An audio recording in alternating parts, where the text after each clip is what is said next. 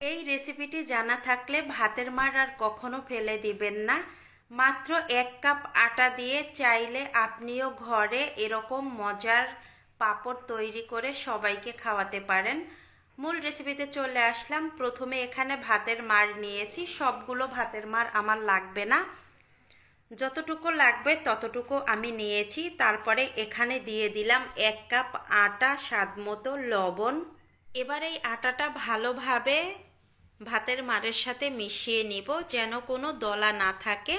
চাইলে আপনারা এখানে আটার পরিবর্তে ময়দা কিংবা চালের গুঁড়া ব্যবহার করতে পারেন। আর এই ব্যাটারটা কিন্তু একটু পাতলা করে বানাবেন। এবার পাঁপড়গুলো তৈরি করার জন্য 3টা পাত্র নিয়েছি, একটা কৌটোর মুখ নিয়েছি আর 2টো বাটির মুখ নিয়েছি। এগুলোতে তেল ব্রাশ করে নিলাম। এবার হচ্ছে এই বাটিগুলোতে 1 চামচ করে ব্যাটার আমি দিয়ে দিচ্ছি। চাইলে আপনারা এখানে বড় একটি স্টিলের বাটিতেও কিংবা স্টিলের প্লেটেও তৈরি করে নিতে পারেন। এখন প্রত্যেকটা বাটি ভালোভাবে মিশিয়ে নিতে হবে হাত দিয়ে। মিশিয়ে নেওয়া হয়ে গেছে। এবার চুলায় চলে আসলাম। এগুলো ভাপ দিব। ভাপ দেওয়ার জন্য আগে থেকে জলটা ফুটিয়ে নিয়েছি আমি। পাত্র দুটো দিয়ে একটা ঢাকনা দিয়ে ঢেকে এবার 40 সেকেন্ডের মতো জাল করে নিয়েছি। 40 সেকেন্ড পর ঢাকনা তুলে নিলাম। এবার এই পাত্র দুটো নামিয়ে নিব।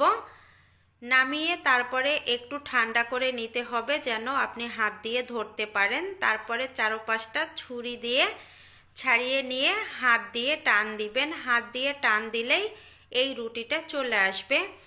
আর কৌটোর মুখে খুব সুন্দর হয় এই রুটিগুলো। সবগুলো রুটি তৈরি করা হয়ে গেছে। এবার হচ্ছে রোদ্রে দিব। রোদ্রে 2 ঘন্টার মতো শুকিয়ে নিয়েছি। পাঁপড়গুলো শুকিয়ে গেছে আর কতটা পাতলা হয়েছে দেখেন, এপাশ থেকে ওপাশে হাত দেখা যাচ্ছে। এবার চুলায় চলে আসলাম ভাজি করার জন্য। তেলটা আগে থেকে গরম করে নিয়েছি মিডিয়াম হিটে। তারপরে একটা পাঁপড় দিয়ে দিলাম। পাঁপড়টা দেওয়ার সঙ্গে সঙ্গে একেবারে কড়াইটা ভর্তি হয়ে গেছে। দেখেন কত বড় হয়ে গেছে। এবার এই পাঁপড়টা আমি নামিয়ে নিব তেল ছেঁকে। আর সেমভাবে আরও একটি পাঁপড় আমি আপনাদের ভাজি করে দেখাবো। এখানে গ্যাসের ফ্লেমটা কিন্তু একেবারে মিডিয়াম হিটে রেখে ভাজি করবেন, নয়তোবা পুড়ে যাওয়ার সম্ভাবনা থাকবে। পাঁপড়গুলো দেওয়ার সঙ্গে সঙ্গে পুড়ে যাবে। এই তো এই পাঁপড়টাও ভাজি হয়ে গেছে। আমি কয়েকটা পাঁপড় ভাজি করে নিয়েছি, সবগুলো ভাজি করিনি। আর এটা আপনারা কিন্তু 1-2 মাস সংরক্ষণ করে কৌটার মধ্যে পরে খেতে পারেন। যখন মনে নয় তখনই কিন্তু বের করে ভাজি করতে পারেন।